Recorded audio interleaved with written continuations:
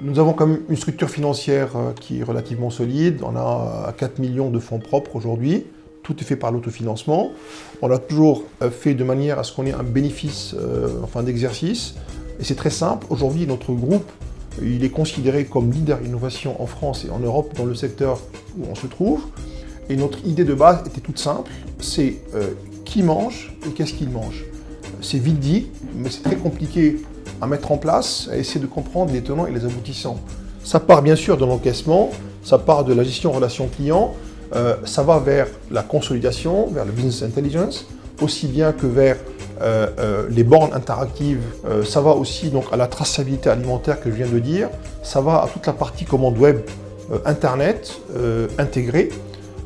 Bref, on a une véritable approche globale du marché. Donc pourquoi le fonds Audacia?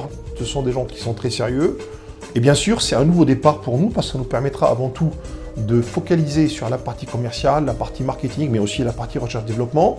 En dehors de l'argent, qui est bien sûr une donne essentielle, il y a aussi le savoir-faire qui existe dans ces fonds d'investissement parce qu'ils accompagnent depuis des années un certain nombre d'autres clients, d'autres sociétés. Et même j'ai trouvé dans le portefeuille d'Audacia des participations qui nous intéressent beaucoup. Donc quelque part, c'est accéder à un réseau. Donc pour nous, c'est une étape essentielle, intéressante, importante. Et on espère aller encore beaucoup plus loin. Avoir une vision, c'est de dire voilà, il y a un contexte, il y a un besoin, il y a un marché, il y a une volonté, il y a une demande. Et il y a aussi ce qu'on peut faire pour améliorer les choses. Bref, entreprendre. Je dirais c'est l'expérience la plus complexe, la plus passionnante et la plus aboutie. Voilà.